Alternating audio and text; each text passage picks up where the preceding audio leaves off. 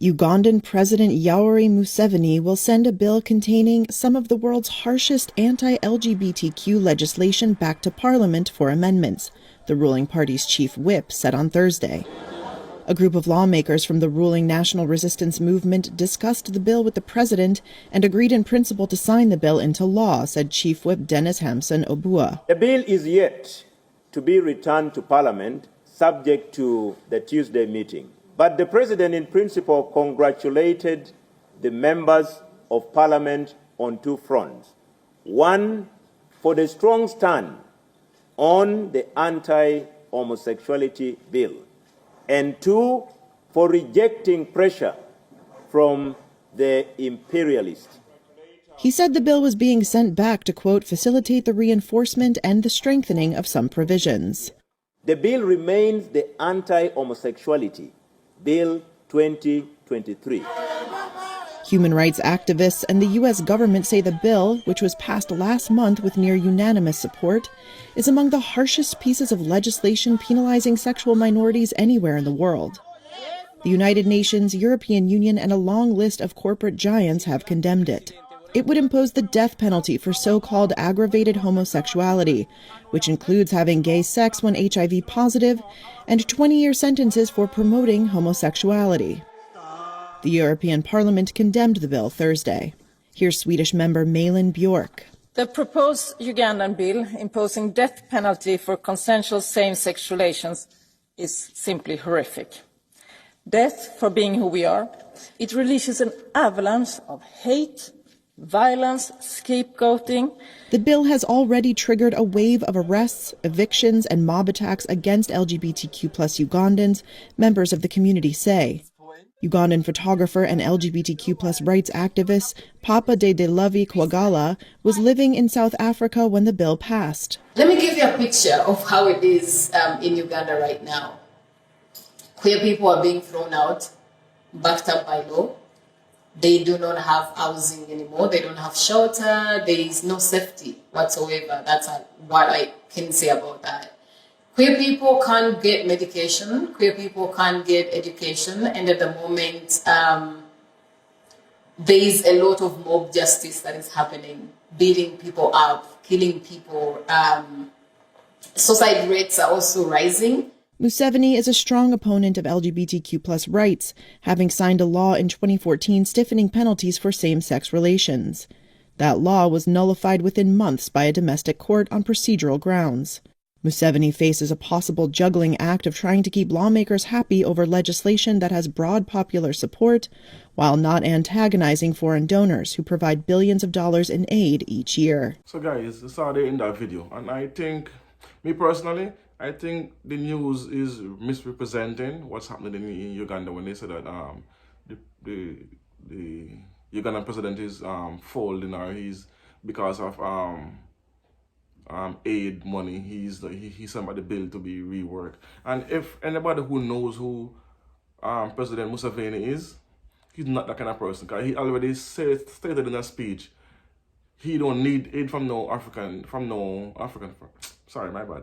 So he don't need no aid from no country because, number one, the aid money that comes in to Uganda is only for human rights, which is in turn gay rights, promotion of gay rights.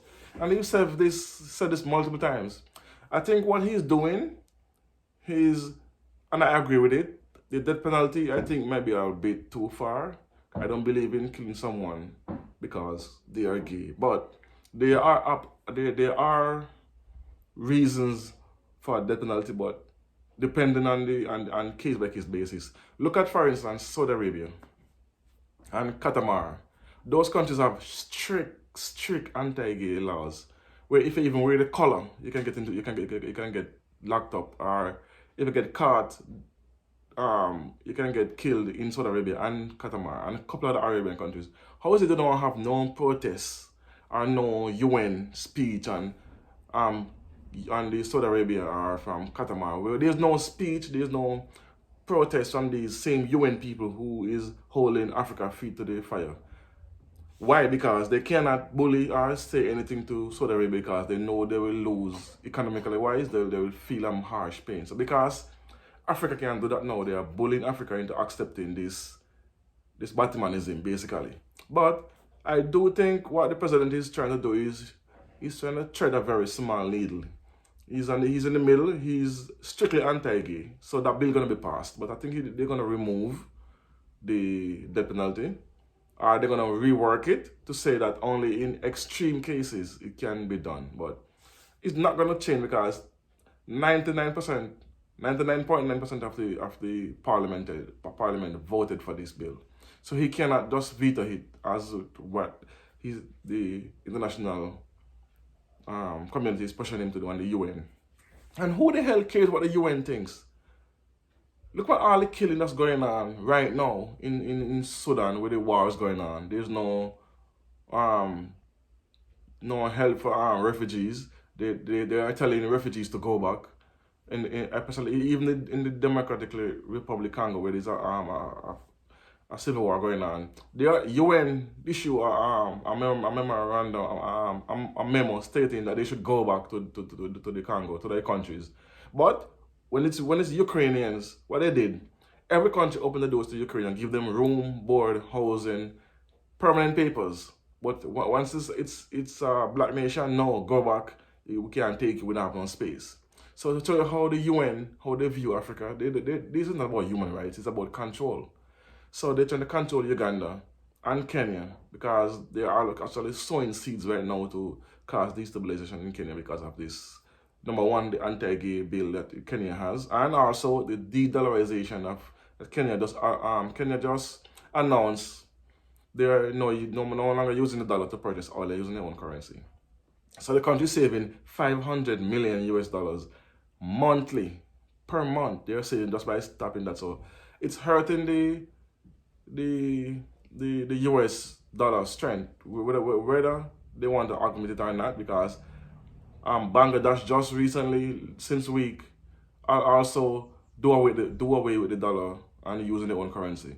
So every week there's new countries joining on to the using their own currency and dropping the US dollar. So it's in decline. So what they're trying to attacking individual countries now smartly by sowing seeds that these presidents are what's what I'm looking for, that these presidents are corrupt. Cause even with the Zimbabwe, with the Alzheimer documentary that came out with the gold, and they're saying that he's the president's sister or niece or whatever she is and they implicated the president in the gold smuggling ring. I think this is all designed to paint the president as a smuggler and as somebody not to trusted and to destabilize Zimbabwe. I personally think that's what the powers to be are doing, because this guy, the ambassador that was handpicked by the president, you can see he's an idiot, because no one just throws out names and boasts and brag how he can do this and he can do that. I think he was caught and they're using him as a proxy to attack the president.